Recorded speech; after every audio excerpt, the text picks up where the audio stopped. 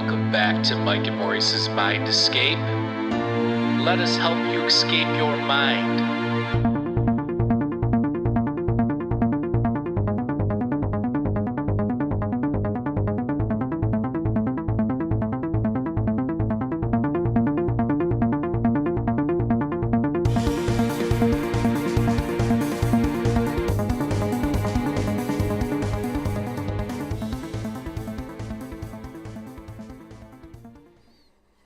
All right, folks, welcome back to Mike and Maurice's Mind Escape. We have episode number 249 tonight. This is the first episode of a new series we are starting. It's called Paradigm Shifters. I mentioned this in the past, where we're going to go through and discuss some of the top minds throughout history and how they've shaped humanity and science, technology, philosophy, and just, altered humanity and positive ways. So tonight we're going to be discussing J. Robert Oppenheimer, who was the head of the Manhattan Project, and the Manhattan Project is the project that developed the atomic bomb during World War II. So this should be an interesting episode. And actually, if you've been paying attention, Christopher Nolan has been working on a movie called Oppenheimer. It should be out, I think, next summer, which is based on the book where a lot of the information that I sourced for this episode was taken from. It's called American Prometheus, and I highly recommend that book. So if you have not already, go download American Prometheus on Audible, buy the book, do whatever you got to do, but go check that out. Before we get started here tonight, if you are interested, I'm not going to go through the whole spiel, but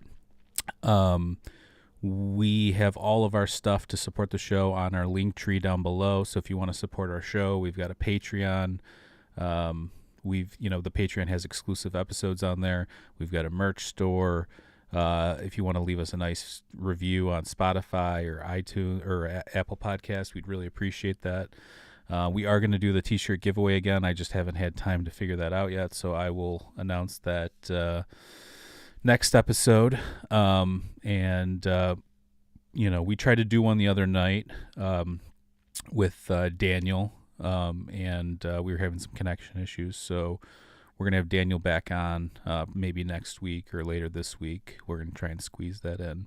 On Wednesday at 2:30 p.m. Eastern Time, we're going to have Bobby Azarian on, who is the author of the book, The Romance of Reality.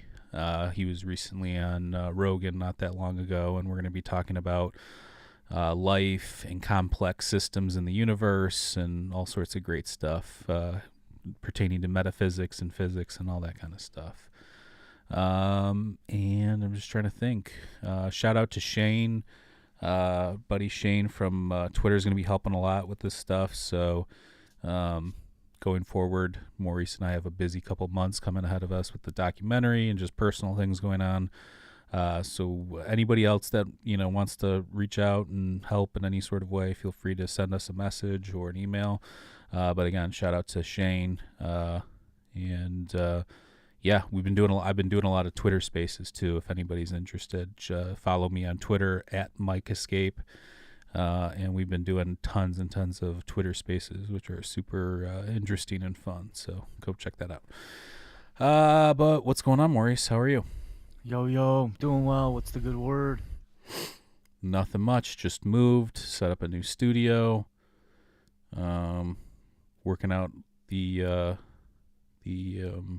technical difficulties, which are abundant when you set up your desk. I set everything up the exact same way as I had it before, and of course there's some sort of issues, and you got to go through and work those bugs out, so. Yes, sir. I know you've got a new system as well, so we'll both be working out the kinks here the next couple of weeks, I'm sure. So be patient with us, everyone. We're figuring it out, and we'll get back on track and get in the groove again here. But yeah, so this is part of our new series, as I mentioned before. It's called Paradigm Shifters. The term paradigm shift was popularized by American philosopher Thomas Kuhn, who's the author of The Structure of Scientific Revolutions. Most people don't know that. But the idea is older, like you can go back to, even like Allegory of the Cave, Plato's Allegory of the Cave, for this idea of paradigm shifting stuff. So I thought that this would be a good one because it's something.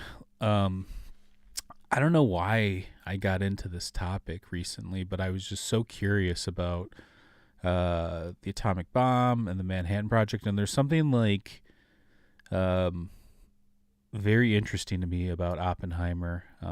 Not just his work as a scientist, but just who he was as a person.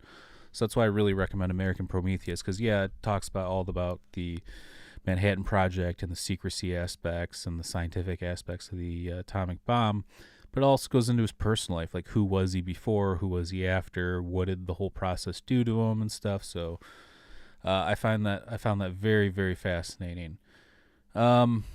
So what I would like to do is just kind of start through. I'm not going to go through the whole thing, but I thought we'd go over some main points from like his early life, work our way through the Manhattan Project, and then what happened later in his career and life, and go from there. I mean, what did you think, or have you ever thought about this topic, Maurice? About the A bomb? Yeah, the atomic bomb, or the process, or anything like that. Has that ever crossed your mind?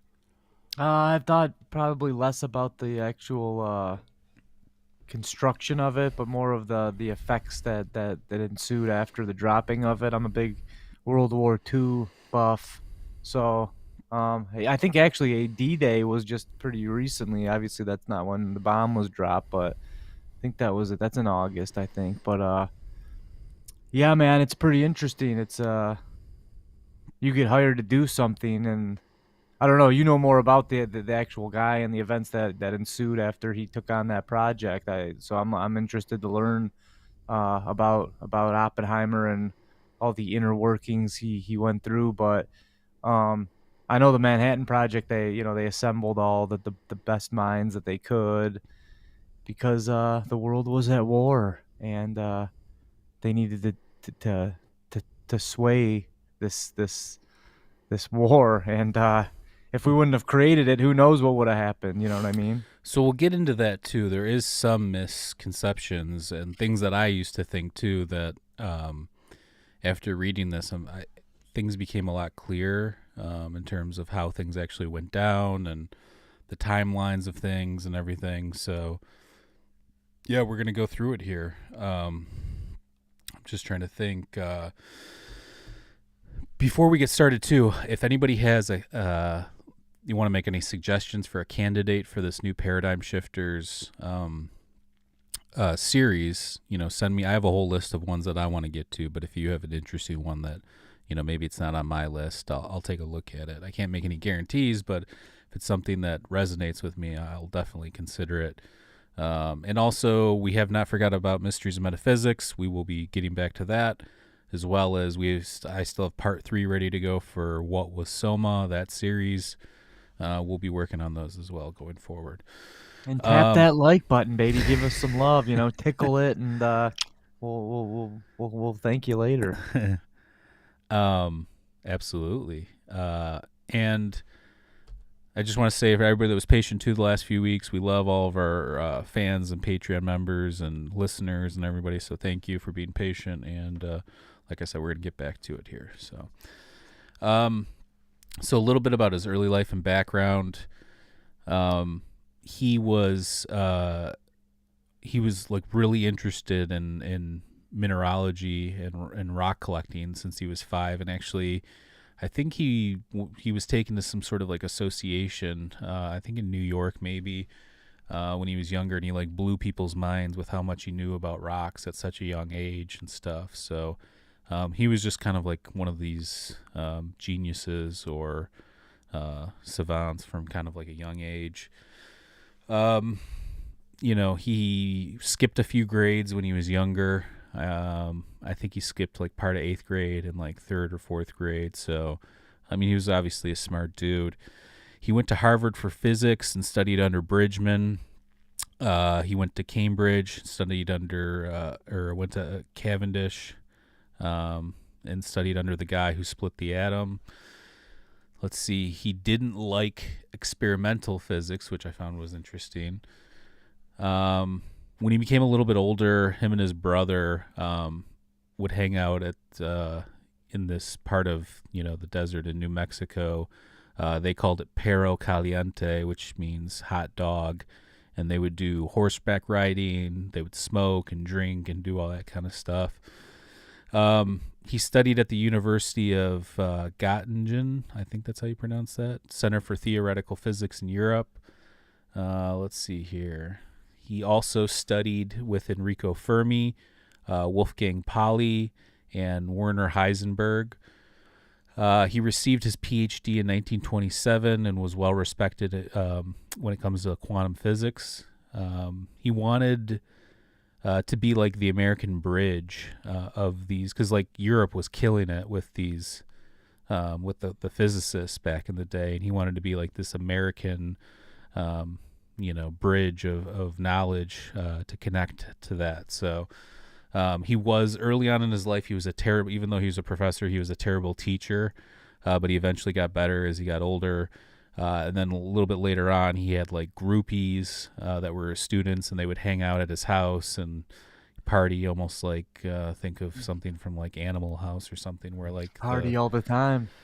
well, like the professor's, friends with the students or hanging out with the students, kind of a thing, and it's kind of a cliche, but I mean it's true. That's a classic scene too. I love it.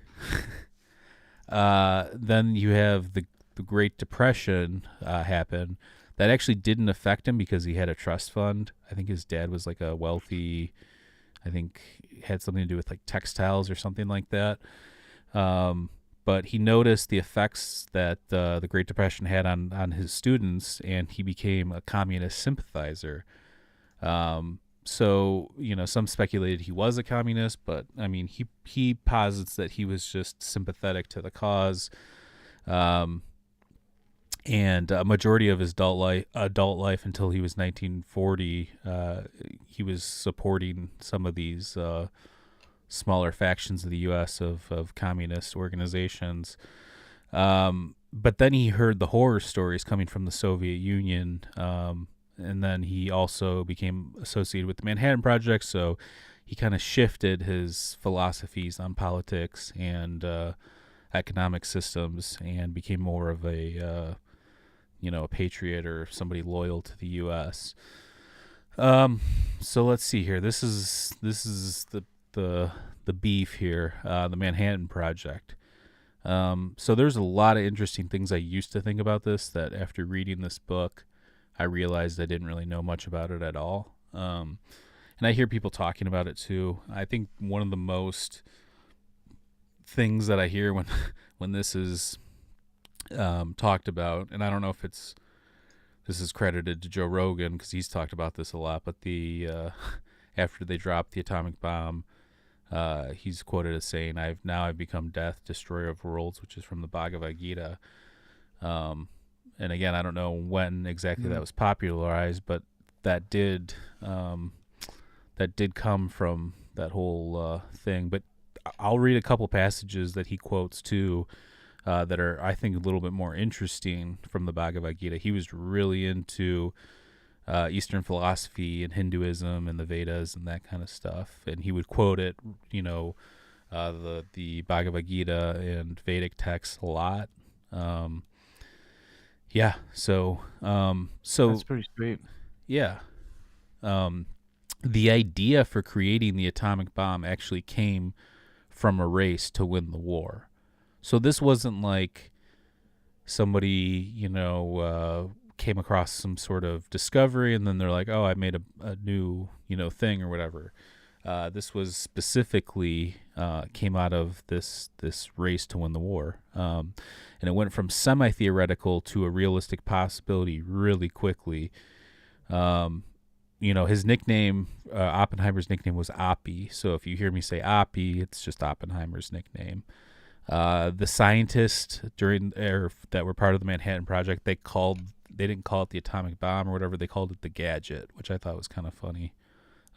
This thing's called the gadget. So how we got to that point, though, so in 1939, three German physicists discovered nuclear fission.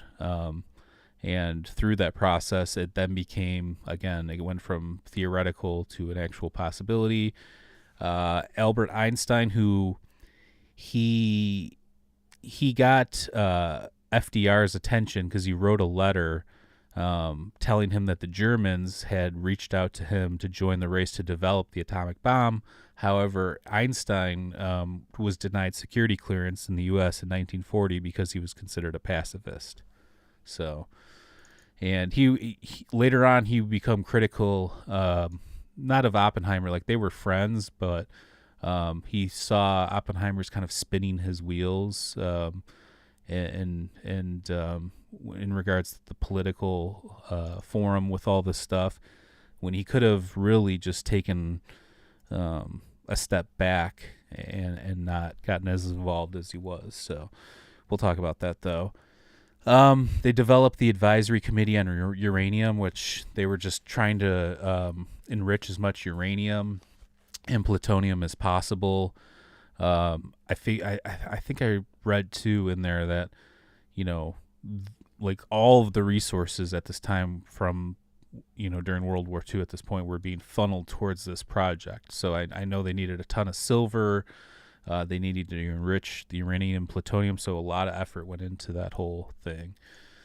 One of the main other people from the Manhattan Project was Lieutenant General Leslie Groves. Let's see here. He was born in 1896 and died in 1970. He was a United States Army Corps of Engineer. He oversaw the construction of the Pentagon and directed the Manhattan Project. Let's see here. So he was actually kind of close with Oppenheimer, and even though Oppenheimer kind of had a, with the whole communist stuff back in the day, Groves kind of felt like he was trustworthy. He didn't really feel like he was somebody to be worried about. He felt like this guy cared about America, wanted to help the cause, and so that'll play into this whole thing later. And I think when the movie Oppenheimer comes out, what's that guy's? Is that Cillian Murphy that's playing Oppenheimer? I think. Cillian Murphy, and then I think Leslie Groves in this movie is going to be played by Matt Damon, if I'm not mistaken. Yeah, Cillian Murphy. Yeah. The old scarecrow. Yeah, and actually, have you ever seen Peaky Blinders? No. Is it good? Yeah, it's definitely worth checking out. Of course, Matthew Modine's in this too. And Emily Blunt. Yeah. What does Emily Blunt play, Kitty? Yeah, yep.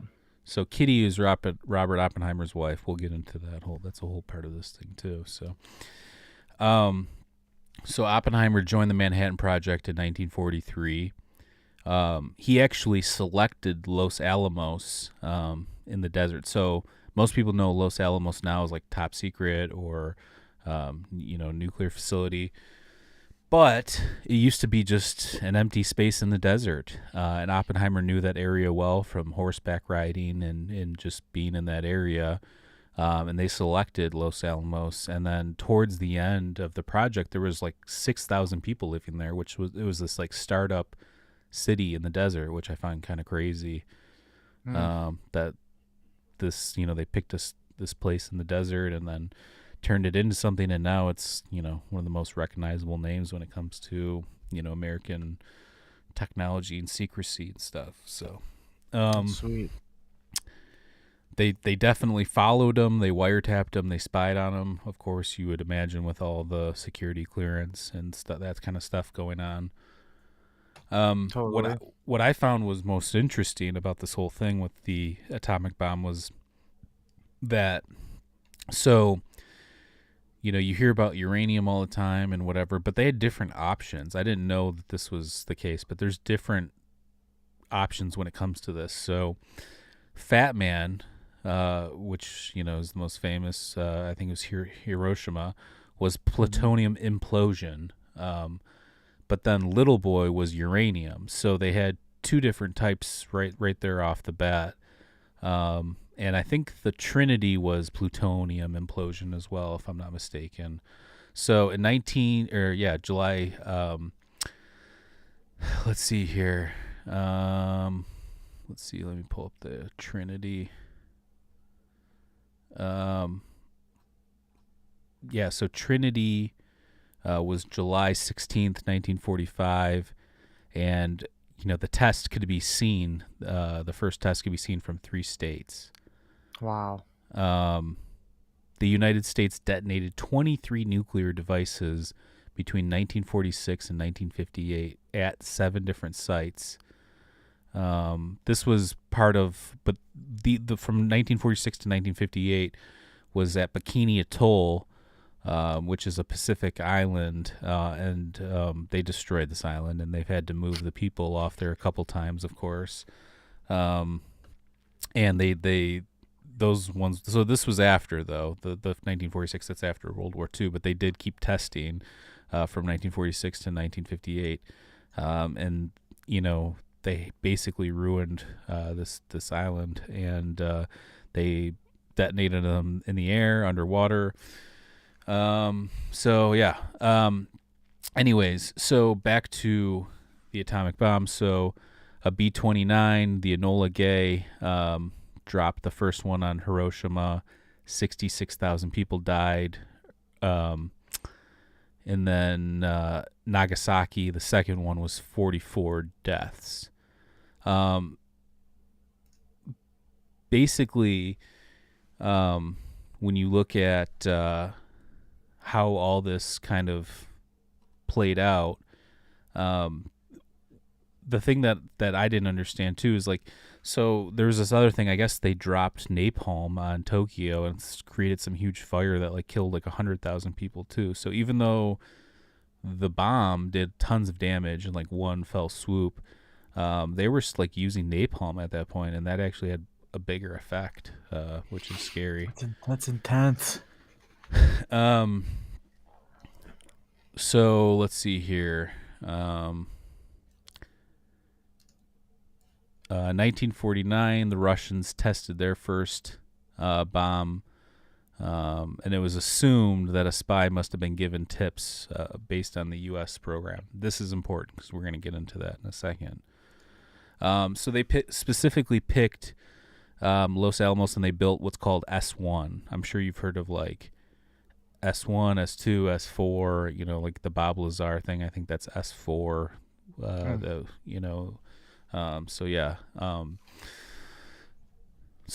Lots of secrecy stuff.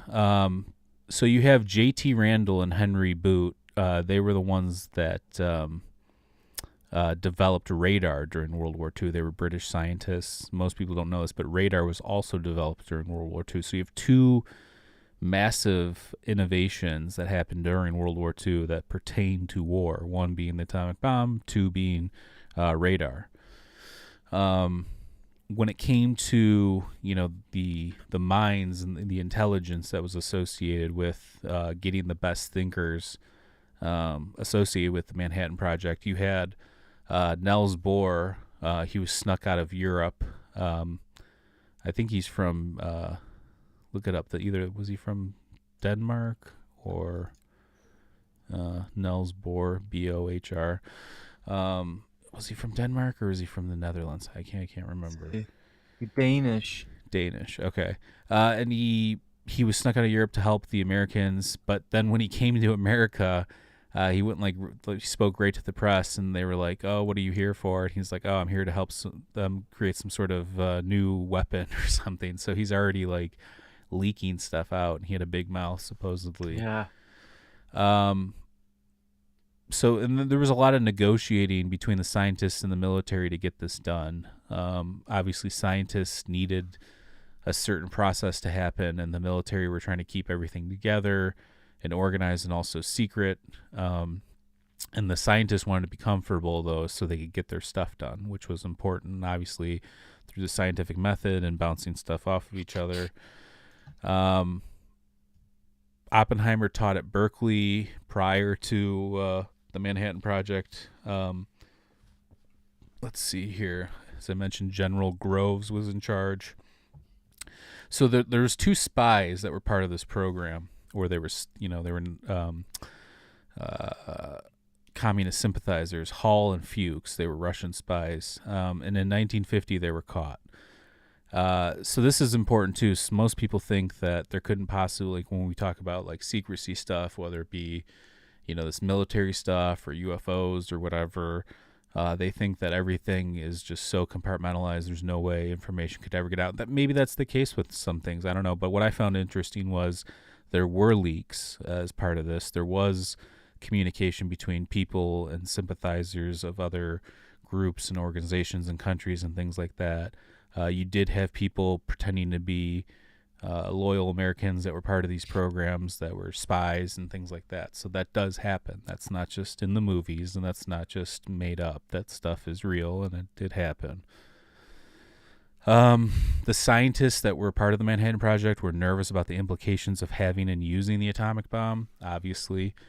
I mentioned the plutonium and uranium enrichment, and that took tons of time and resources.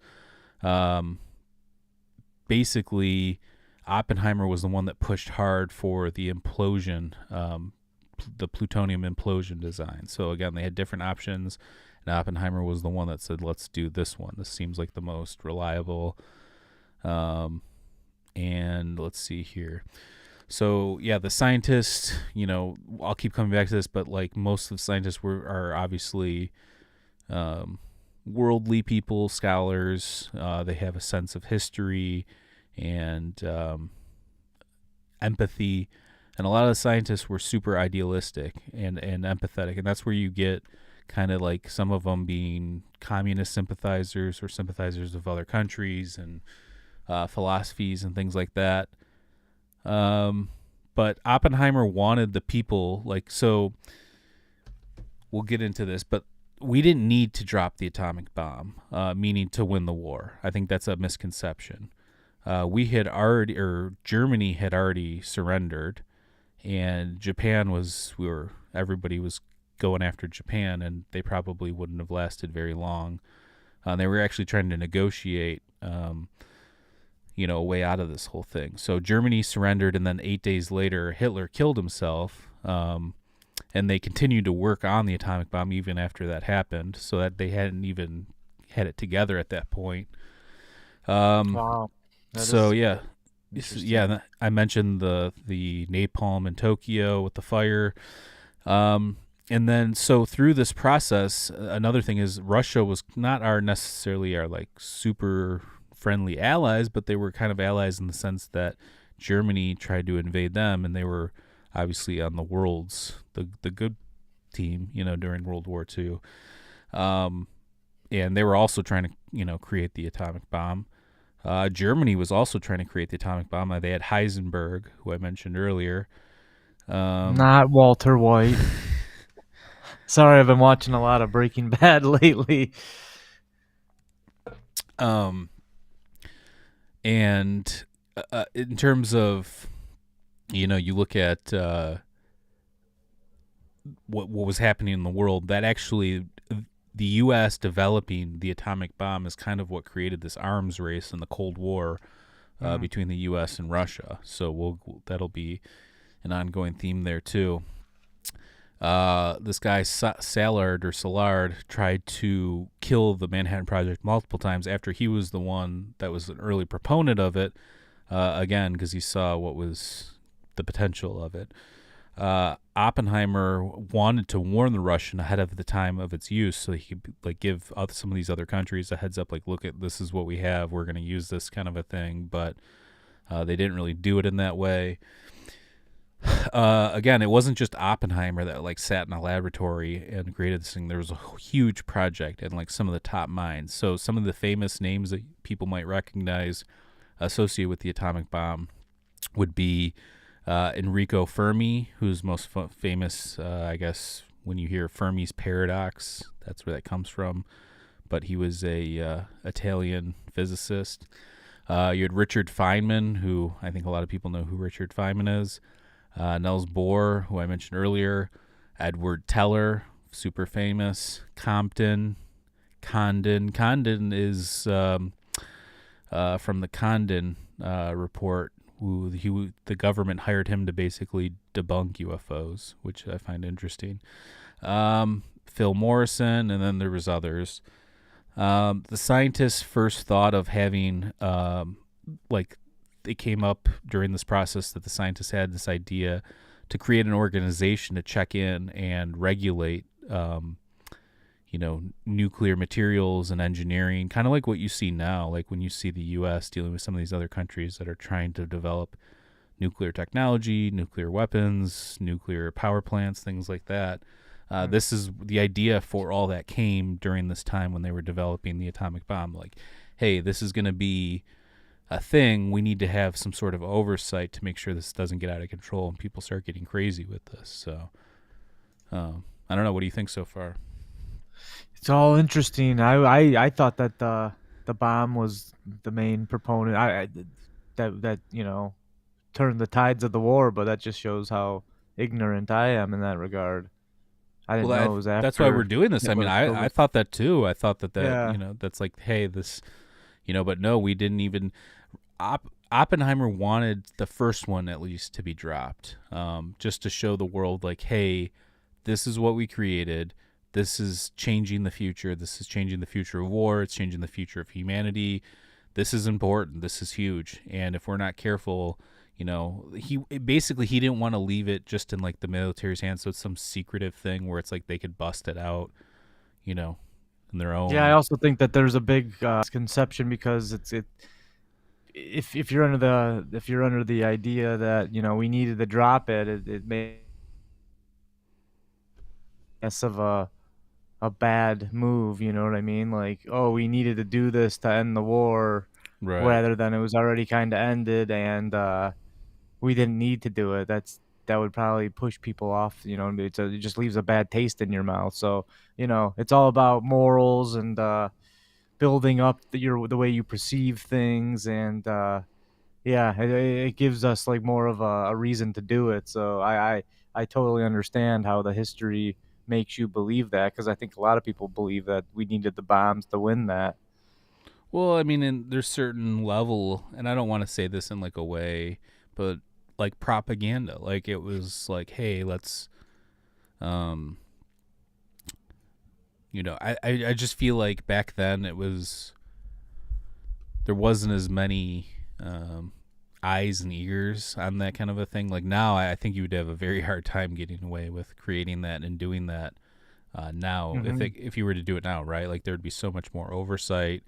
You'd have so many more people against it.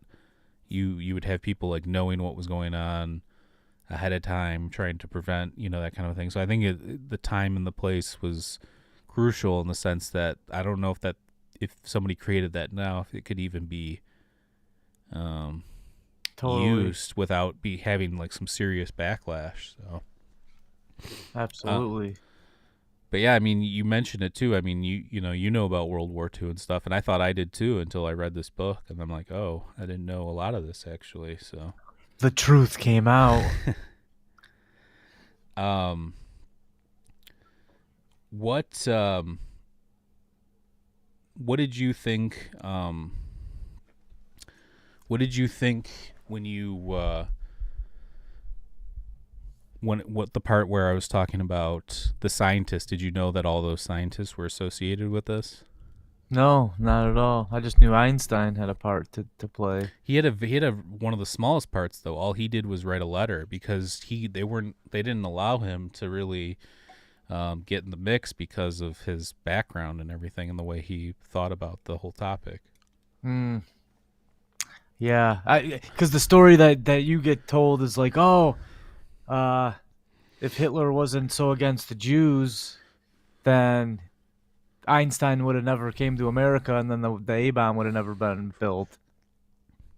At least that's the story that I heard. Well, and they're like, if that makes he a lot didn't, of sense. yeah, if he didn't write that letter though, I mean, it might not have been in FDR's subconscious or mindset.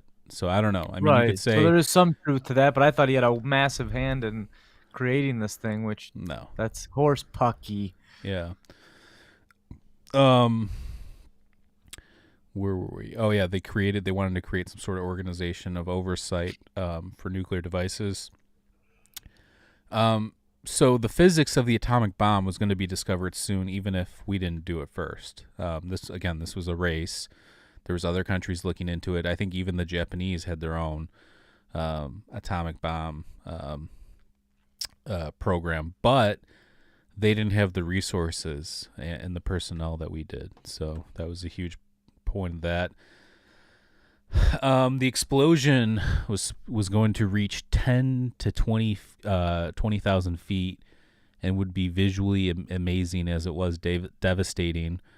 Again, the plutonium implosion model, they called it the gadget. Clearly it was a real gadget. Yeah. Bob Wilson said that they were going to test it, and they should invite the Japanese to show them what they were up against. And they considered hitting the Imperial Palace, which is kind of crazy if you think about. That would have been intense. But they were going to also contact China, France, and a few other countries to show what they have created, and they wanted suggestions and feedback.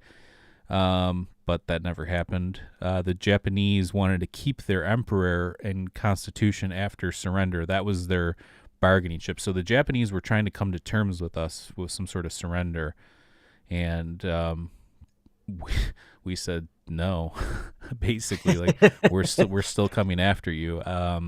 Which again, that didn't need to happen. All those people didn't need to die. I think now we look at war a little bit differently, but back then, like how many innocent people died that they had no connection to other than just living in a geographic location. I mean, it's kind of messed up. Yeah, when you have more of a perspective on life too, like you look at it, you're just like, these people, first of all, they're fighting for their country the same as we are. They don't know what's right or wrong. They're getting fed lies. So it's just like, who's right, who's wrong? Even the soldiers, you know what I mean? Like, right. I have remorse and I have empathy towards them, but let alone the I don't know how many people were actually killed, but the hundreds of thousands in Hiroshima I think a total. Well, like if 100,000 people in Tokyo died from that napalm event, and then like 100 to 150,000 total from the bombs. I mean, you're talking like 250,000 just from those three things. Yeah, it was. It's quite a horror. We won the war, but at what cost? I ask you, Michael. Oh my gosh. At what cost? General Maurice over here. I mean, it's like, it's insane though, because you're just, when you get brought up in school and stuff, you're just taught that America is 100% right, and like never question. We're the best. We did all the good things and stuff like that. And then you start to really dig down deep and understand what's going on. And I don't know. I think World War II also, it's got a big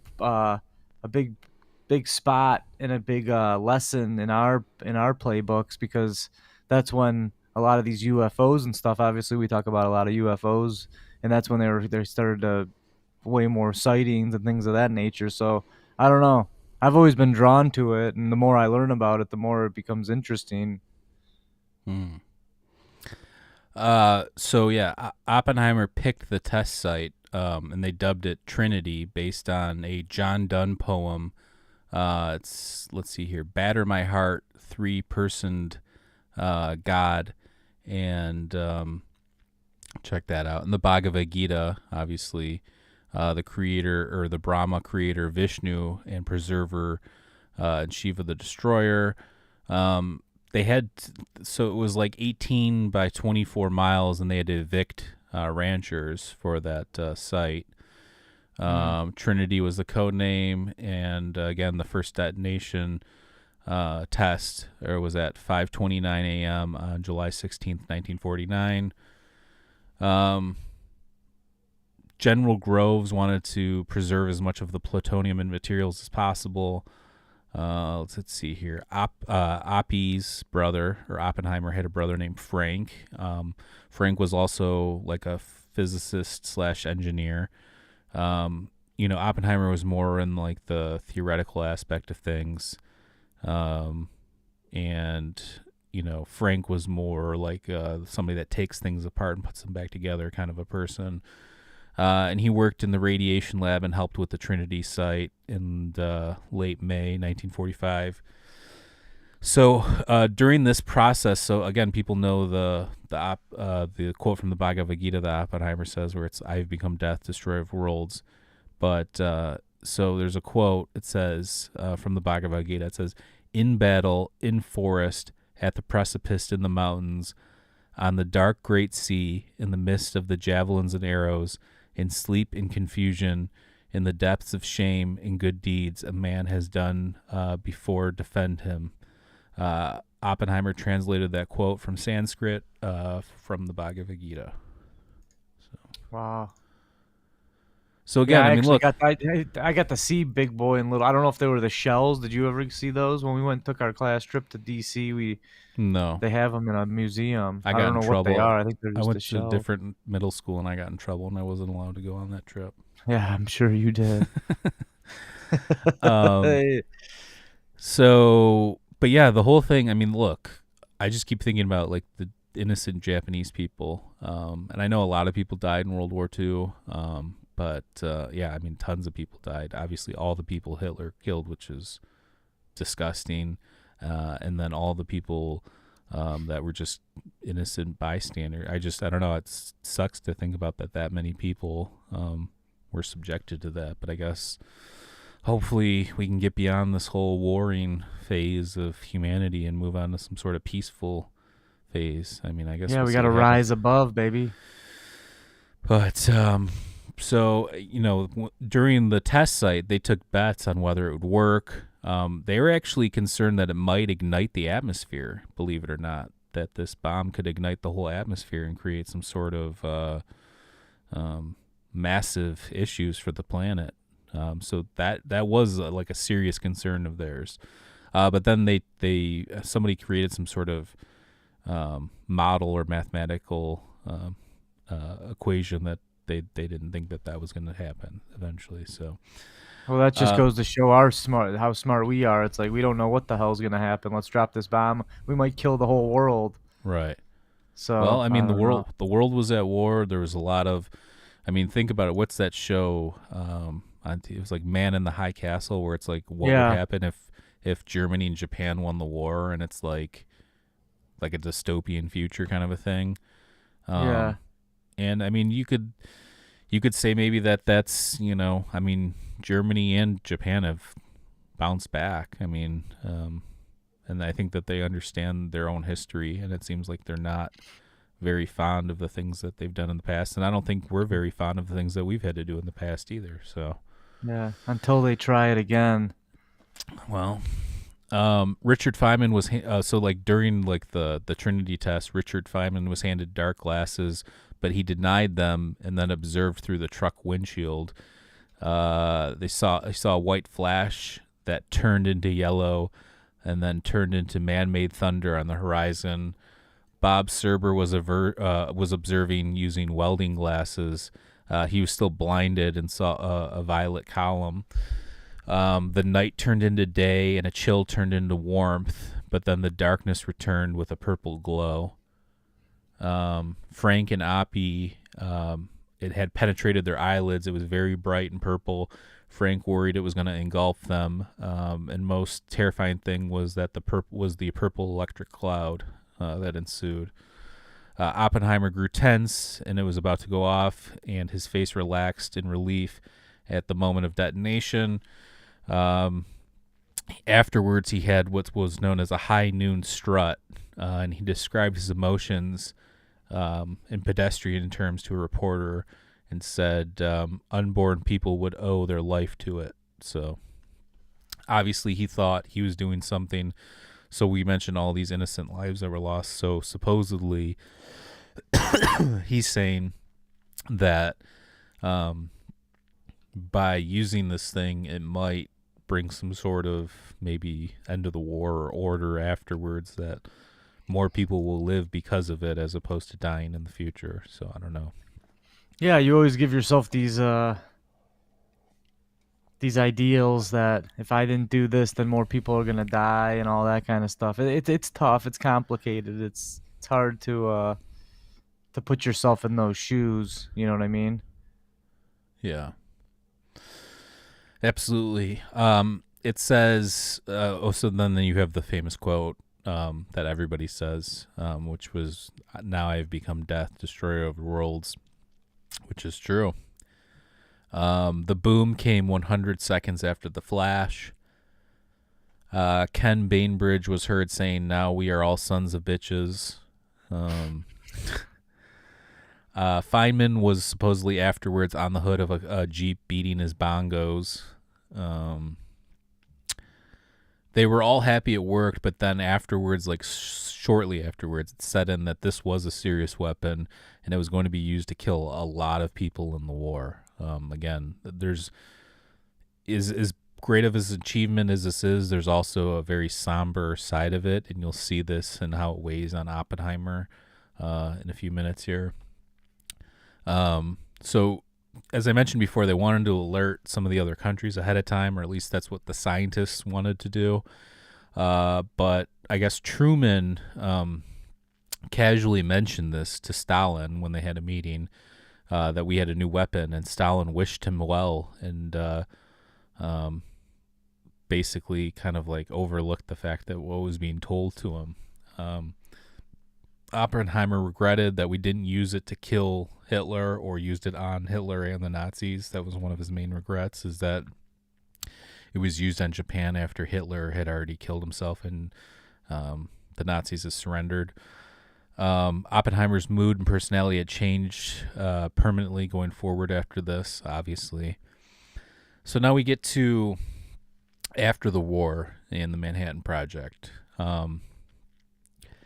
After the war, he was deciding to teach again at Berkeley or Caltech, and he chose Caltech, which he had links to both of those, while he was still contracting for the government. He was very depressed, as anybody would be. Just the thought that you created this thing that had such, again, it was good for the U.S. and, our allies and a lot of the people in the world, but you're still killing a lot of people. So even if it's justified, which I don't think there's any justification killing innocent people, but let's just say he had just killed military people. Even if it was just military people, I don't know how that wouldn't have a severe psychological effect on you. I think that would. Yeah, because again, they think the same thing you do, that your country's the best. So right. It's not like they're like, I don't know, it's weird. And then you have the development of the Atomic Energy Commission and the McMahon Act. Oppenheimer was elected to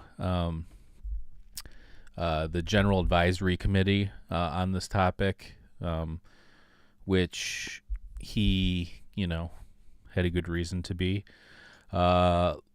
Let's see here. The other people that were on this committee were Lilienthal, James Conant, Enrico Fermi, I. Robbie, Harley Rowe, and Lee DeBridge. Let's see here. So again, through this process of dropping and testing these bombs, Oppenheimer was very worried about an arms race with Russia, and that's exactly what happened. So he saw that coming. In 1946, Stalin gave a speech about rearming and worried about espionage. Let's see here. There was Berkeley campus spies, and then the U.S. government let Oppenheimer know about a Canadian spy scandal about a British physicist in Montreal who worked for the Soviets. And then we get to this thing. This is probably one of the most important things because this is part of his downfall. There's this thing called the Chevalier affair. He had this friend, Chevalier, something. I don't know how to pronounce it, but he had a friend named Hoken. Chevalier, I believe, is his last name. And he met with him while he was doing the Manhattan Project. And Hoken was part of, I think, a communist organization, or at least had ties to it. And this other guy, Eltonton, had pressed Hokin to ask Oppenheimer if they could pass information on to the Soviets, and Oppenheimer, of course, turned it down, but he didn't report it the way that it exactly happened, supposedly, to his advisors, which was Leslie Groves, and then later on that'll come back to bite him because you'll have McCarthy and the Red Scare coming up here, which will be important. But so this idea that he was trying to protect his friend who was still a communist by not disclosing all this information about being approached by him, that had a serious effect. Even though he didn't do anything that would be considered questionable, it's still just not even addressing it and letting your advisors know was a big deal. So let's see here. Oppenheimer was friends with George Marshall. Let's see here. Oppenheimer got a little cocky after the war. OWI was on to Hokin. As I mentioned, his friend Hokin. Let's see here. Hokin returned to Berkeley and then moved to Nuremberg as a translator during the trials. Berkeley denied Hokin his tenure.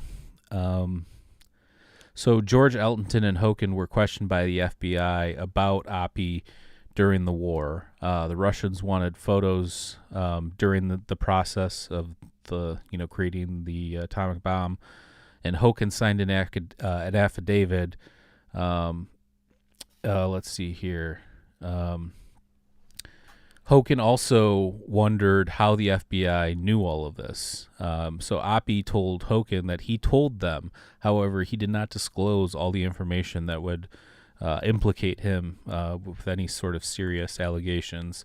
The Eltonton scheme, which is the scheme to get Oppenheimer to help out or pass information along to the Soviets, was in 1943 when Chevalier was asked.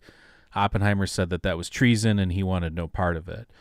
So then we get to this guy named Louis Strauss. So Louis Strauss will become kind of the downfall of Oppenheimer. Strauss asked Oppenheimer to be the head of the Institute of Advanced Studies at Princeton, which the advanced studies at Princeton was Einstein's home. So, I mean, you see these movies of Einstein riding his bike around Princeton or whatever. Einstein's home or home place was this Institute of Advanced Studies, and Oppenheimer became the head of it. There's actually, and I'll afterwards when we're done with this episode, I'll add a couple. There's a very few movie or interview clips with Oppenheimer, but one of them is specifically him talking about this Institute of Advanced Studies. Which you have all these brilliant people that he's talking about that are kind of up and coming, and they eventually become geniuses. So I'll try and add that to a link to the bottom after the episode. But so he was given this house or this estate called Olden Manor as he took over the position of the head of the Institute of Advanced Studies. Sometime during the war, he had an affair with this woman named Ruth Tolman, who was 11 years older than him, and she was a psychologist. So this is something that will be used against him later on too. He definitely had affairs with women and slept around and stuff like that. But he kept it all under wraps until it came out during his security clearance hearings. Let's see here. So they had to investigate Oppenheimer again because of the Chevalier affair. But they didn't feel they needed to deny Oppenheimer's security clearance. The FBI would not renew Frank's clearance, however. Frank, his brother, was more deeply entrenched with the whole communist movement back then. In 1947, Oppenheimer was given a Q clearance, and he still felt like a marked man, however. Hoover was coming for him because of his communist past. So now we move on to, so everybody knows the atomic bomb. This is the other thing that gets conflated. Now they start to work on something called the hydrogen bomb or the H bomb. Oppenheimer's, because of the Manhattan Project and the way that made him feel, did not want anything to do with the hydrogen bomb or the process of creating the hydrogen bomb. Yet we still went on with the whole project, and then in November of 1952, we tested Mike, which was the first hydrogen bomb. Did you know that about the hydrogen bomb? Yeah, I knew it was after. And we never used that on anyone though, right? I mean, we've done a shitload of tests, but yeah, I don't think we've ever dropped one.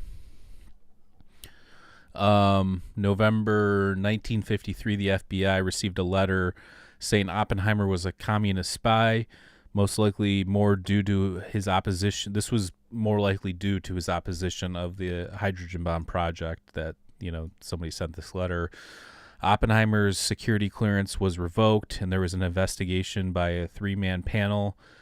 This was during the McCarthy Red Scare, too. So the whole McCarthy witch hunt thing, this is where Oppenheimer gets taken down somewhat. So just a side note, Oppenheimer was going through some serious issues. He was depressed, and earlier in his life, he was told he was schizophrenic from a doctor. However, he refuted the diagnosis and refused any sort of, based on what I've read, I didn't get that vibe about him. So, I mean, in psychiatry and psychology are in way different places than they were back then as well. So, yeah. His brother Frank was blackballed after the war because he was a communist and could not get a teaching job, especially back at Berkeley. He was harassed, and he retreated to his cow farm with his wife, and he made a living as a rancher. He never ratted anybody out, even though they made him, they made his life hell, basically. Kitty, who was Robert's wife, was a serious alcoholic and a mean and aggressive person. Robert knew she had issues, and he acted as her personal psychologist. However, he relied on her as his confidant. So he knew that he could always talk to her about all this stuff. Louis Strauss, who was the AEC chair and in charge, since there was a Republican president at that point, they were just cranking out nuclear weapons. So Louis Strauss was kind of this I think Robert Downey Jr. is playing him in that new Oppenheimer movie, if I'm not mistaken. Oh, I didn't see his name on any of that stuff, but maybe he's a supporting actor. Yeah, so look up Louis Strauss in there. So FBI Director Hoover, Admiral Strauss, and McCarthy considered looking into Oppenheimer more deeply because of all these past connections to communism. Strauss and Borden colluded to go after Oppenheimer. Strauss gave Borden and LaPlante what they needed to prepare a report in 1953. The AEC voted 4-1 that he was loyal to the U.S., but they also voted 4-1 that he was a security risk, so they had to revoke his security clearance one day before it was set to expire. So here's the man that helped us create the atomic bomb to win a war at the cost of his own mental health and ideals, and now we do the witch hunt thing and go after him because of his history, even though he clearly didn't do any of the things they said they did, because these idiots who were in charge, and later on Strauss will get called out and taken down a couple notches as well. But it just sucks. Yeah, Downey is playing Strauss. Okay. So in let's see here. Oh, so 282 Los Alamos scientists sent a letter protesting them revoking Oppenheimer's security clearance. Oppenheimer became more famous after the trial than he was before the trial, which he was already pretty famous, and lots of people came to his defense. It was said that McCarthyism got Oppenheimer without actual McCarthy coming after him, which was kind of interesting. It's true. I mean, they came after him for being a communist, but it wasn't McCarthy. They didn't want him having anything to do with this process. So, and Oppenheimer kind of let this whole thing go down without a big fight. He didn't really put up a massive fight or kind of go against the whole thing, like you would imagine somebody in that position. I noted here in my notes it was very Socrates-like, in the sense that, we've talked about this before. Socrates was accused of corrupting the youth of Athens, and his punishment was death. And Socrates could have gotten away. He had a couple people trying to get him out of Athens, and he could have gotten out of the situation, but he decided to, almost like a martyr, he just decided, like, I'm going to make a point through this. And it seemed like Oppenheimer was going to do a similar thing here. The Kennedy administration, when they came into power, they tried to help restore Oppenheimer's reputation. They gave Oppenheimer the Enrico Fermi Award, and then after that he resigned from Princeton and the Institute of Advanced Studies 1 year before his retirement. And this is towards the end. He eventually got lung cancer from years of smoking. It spread to his esophagus. In 1967, he was told it was spreading quickly and aggressively. Let's see here, 1967, I'm sorry. He died at 62 from throat cancer. He died in his sleep. And he was cremated. His wife, Kitty, died in 72 from an embolism, and her ashes were scattered in the ocean and near St. John's. So him and his wife vacationed a lot in the island of St. John's. And then, sad, but like his daughter Toni, hung herself, and she was never married or whatever. She wanted to have a profession in the FBI, but she was denied because of her father's past complications with the security stuff. So lots of tragedy towards the end. It's almost like some sort of like family karma thing, right? Whether you believe in karma or not, if you put out something like that, I would find it hard to believe that you would have some sort of amazing life after you did something like that, where it was needed. It was actually good in some ways. It was bad in other ways. I just don't find the situation as like anyone coming out of that like stellar, right? I mean, how do you think about that? Yeah, could be. Again, they say like that stuff passes through your DNA too, so who knows? Well, I'm just saying, like think about it, like just the energy that you put out afterwards. Like, he was very depressed. They were coming after him, a whole thing. I also think, like, obviously being a smoker, is not a good thing that contributed. But like, was there any sort of radiation from the bombs? That's a good point. Yeah. Was there any sort of other, issues with that kind of stuff? I don't know. Right. But yeah, just a very sad, somber end to what was kind of like a interesting life of an interesting man, and lead up to something that helped shape the world to where it is today. One thing I will say, from watching like a couple of videos on him talk, the ones that are on YouTube and stuff, he seemed like a very, even though, he definitely cheated on his wife, he definitely created the atomic bomb, there was still something like very good in him that you could tell he was tortured by some of these things that he had done in his life. And that, I don't necessarily know if it's regret, but it just felt like somebody who knew that they had to do something, but by doing those things that it would not turn out in their favor, kind of a thing. So yeah, I think everybody has good and bad within them, and it's up to you to choose what path you're gonna go down. That's the way it is. I mean, this whole thing, though, this has changed the way we do war. It's changed the way we can create energy. It's changed the way, everything. I mean, think about like what war was like in World War I, with like trenches and the person-to-person battle. Like, even go back not even that much further, like 100 years before that, dudes were still running at each other with like bayonets. And, that's how war should be, baby. The guns the guns are for the weak. It should be hand-to-hand swords. That's what I'm talking about. Jeez, you're taking The it all the way back Braveheart. to Viking stuff. Yeah, Um, because then the no, but real I mean, power will think about like overcome. even You like don't have to.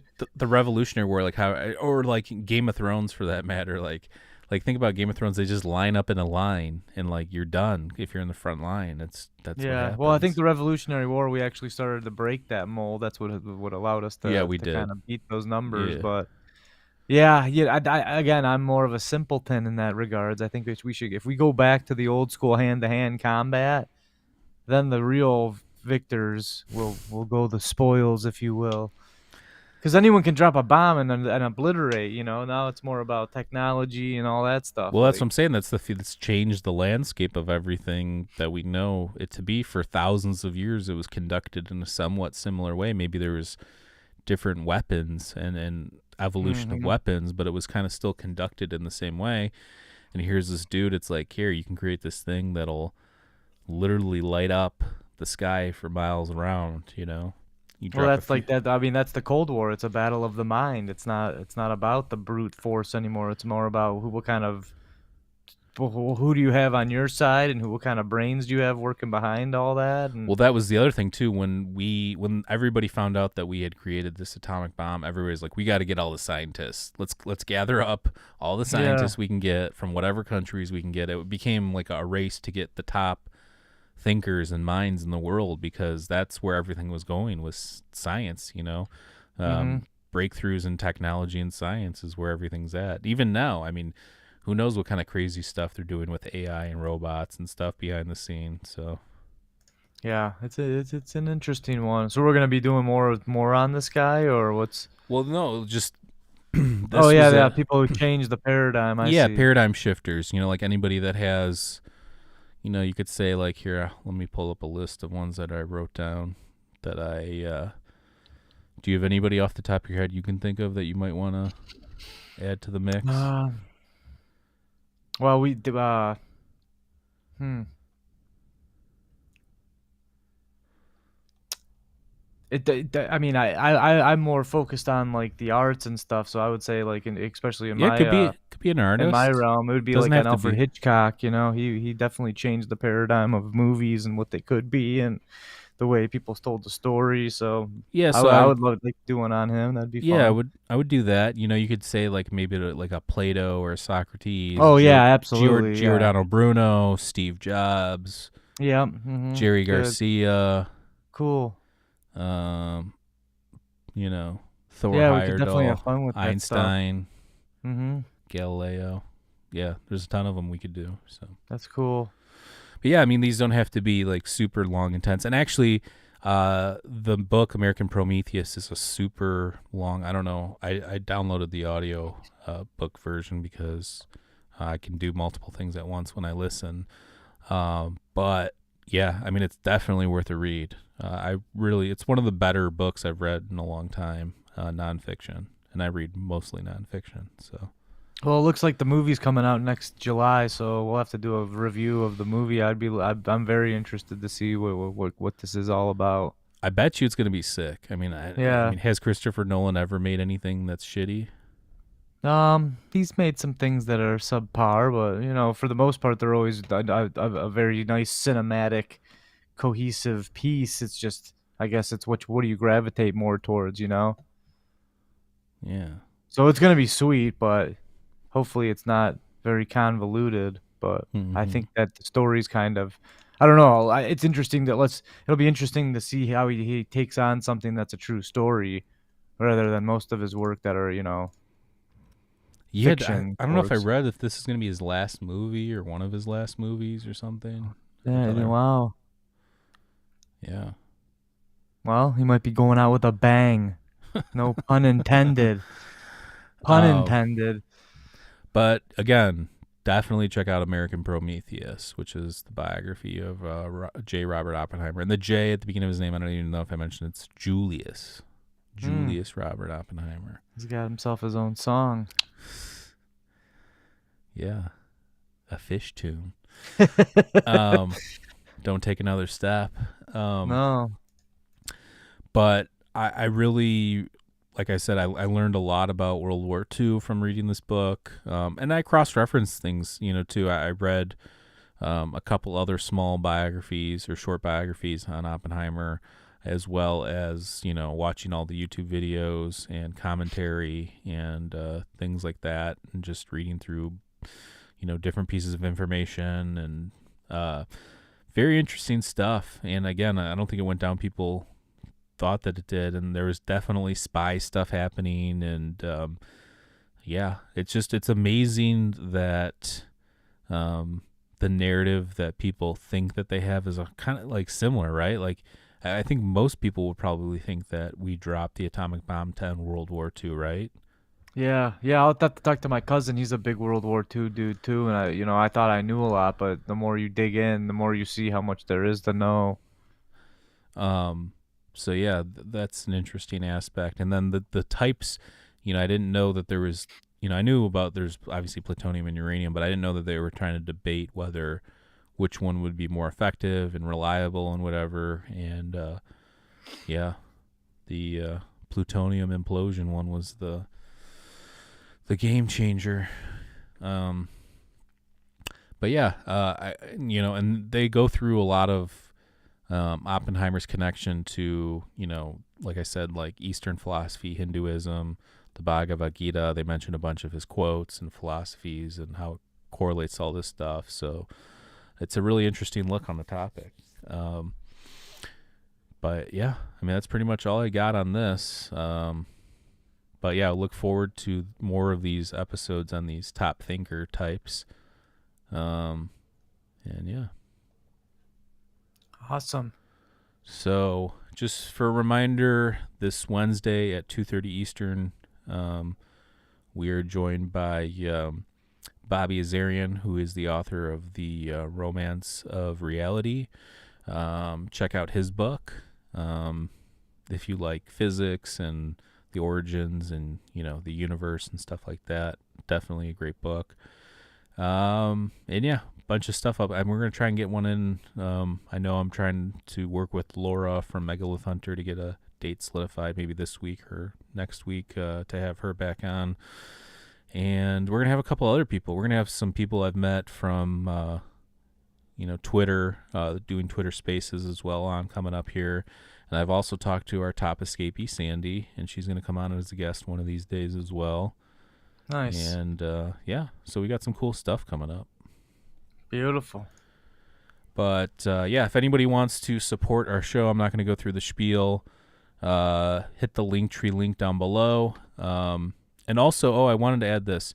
If you watch our stuff on YouTube, so now we're going to offer, how we do our exclusive, or for our $2 tier on Patreon, we offer the exclusive episodes and extensions and stuff. I have the same thing going on YouTube now. So you can sign up to get exclusive content through our YouTube if you don't want to do the Patreon thing and you just want to watch the videos or extensions of our episodes or our interviews, our exclusive guests, segments and stuff like that.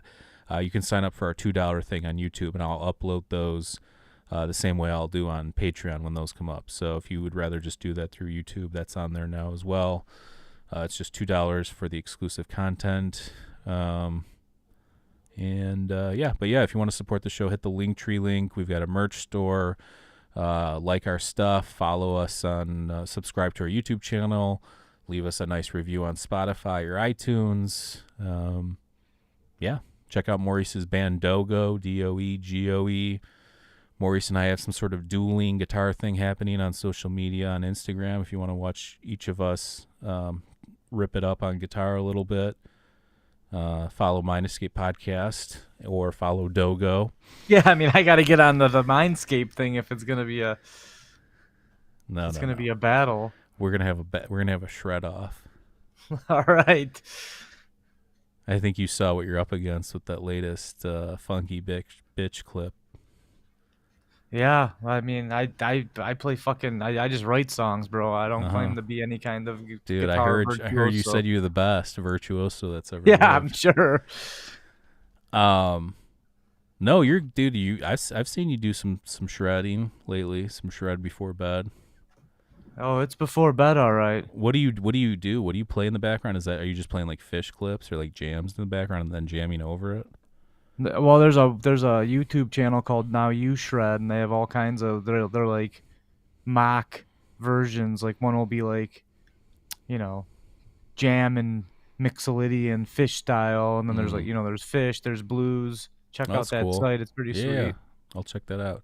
I mean, I would Yeah, like to get a delay pedal and then kind of make my own thing like you did. That'd be cool, but that was it's a fun to have drums and shit. I just recorded that on Logic and just played it at the same time. But yeah, I'm actually I was looking at delay or not delay. I was looking at uh, loop pedals because I used to have like two different loop pedals and I got rid of them. But I was looking at that Ditto. Yeah, I'll probably get something. I mean, I'm about to lose my amp. I gotta buy my own amp. My buddy's been up my ass to get his amp back. Why don't you get this one that I have? This thing's perfect. I mean, how big do you need it? Because can you mic it up for your gigs? What gigs? I thought you guys are playing gigs. No, but this Black Star 1 watt, they make a 5 watt one too if you need a little bit more juice. But this, I mean, you heard this thing; it's pretty crisp. Yeah, absolutely. I might just get this Blues Junior though. I like it. It's That's good cheap. too. Yeah. The I thing mean, I you don't like use about the one for Blues Junior though, 350. like this Black Star has a clean channel where you can go fully clean. The Blues Junior, you have to second you start cranking the gain up for the volume because you need it for the volume, it starts to distort, so you can't really get like a higher clean volume on there. This has a lot of headroom. There's a normal volume and then there's a gain channel. It's the Oh, Blues Junior. It's like the deluxe. no yeah, maybe, but it's the third edition. I don't Okay. know. It's pretty sweet. They have a Yeah, newer I one used to that have I a don't Blues think is as Junior though, good. where you had to turn up for the volume. You had to turn up the gain, and when you turned up the gain, it would start to break. The tubes would start Right, to break right. up. No, there's definitely headroom on this thing. There's two channels. I mean, whatever I jam on, it's at 2, Yeah, and the gain is I have like the boost on, and then I just right. have the tube screamer. So I don't know. It's good. It's fair. It's loud as hell, and it's at 2. But I'm just Yeah. jamming in my living room. What do you use? What tube screamer are you using? TS7, Yeah, yeah, TS8. yeah. I have this It's the green TS808, one. the SRV one, the vintage reissue. That thing rips. They I mean, make a hand wired one. They make a point to point hand wired one that's phenomenal too. It's like a couple $100. yeah, I was looking at the hand wired. What is it? Fuck, I can't remember the names of the amps, but they're like twice the price. Oh, 'Cause they're Marshall. hand. No, it was a Fender. It was like it's not the Oh yeah, deluxe. yeah, yeah, yeah. Yeah, they started doing that towards the end of when I started working at Guitar Center, offering all these wired point to point contact amps. Um, Yeah, I but mean, yeah, I again, mean it's like, they unless you're sound good. I don't they're love good, Marshall but I wouldn't even notice the difference. So the hand wired Marshall ones, and I don't like Marshall amps, but the hand wired Marshall ones, the combos sound really good actually. Um, but yeah, good stuff. But yeah, if you want to see us jam, check out our designated channels. Instagram channels and also TikTok. I started uploading stuff on our TikTok. Maurice has got TikTok for Dogo. Mm-hmm. Yeah, and you've been doing that songwriters in the round thing, right? Yeah, I just did it once, but maybe You're we'll gonna do it again next year. Yeah, you that Tony guy's got a really good voice. Yeah, he did really good. Again, it was the first time I ever played just by myself. I was a little nervous, but it's cool to just break it down and just do everything acoustically. It's like a different sound to the whole tune, which is, it's nice to get it down to the bare bones and stuff. It was fun. Yeah, sounds good. Yeah, your all your stuff sounds good. And check out Maurice's band's newest stuff. Go check. I have the link down below. Sweet. Yeah, and this guy's winning awards and stuff now for his music videos. So check that out. Yes, sir. We'll see if we can win a Congratulations on couple of that. local ones here. Yeah, and we got our documentary in the works. We're finally getting to the full edit mode here, and it looks like I think we this got thing all will the submissions. this thing will be in. coming down to the wire for 2022. We got a lot of people involved, which I like. I like that a lot of people are involved because I like the different perspectives, and I like all the people. So we did the trailer. What was that? A couple months ago. We put out the trailer, and since then we've added like 6 more people. So look for an updated trailer when Maurice gets done with that, and we'll put that back out, as well as updated title because of the whole Saucer Co. UAP fiasco. If we wanted to create a shirt based on our own documentary name, I don't want it to be potentially taken down because of some sort of copyright BS. So look for that. But again, thank you to everybody. We love everybody. And stay safe out there. We'll catch you next time. Peace. Peace.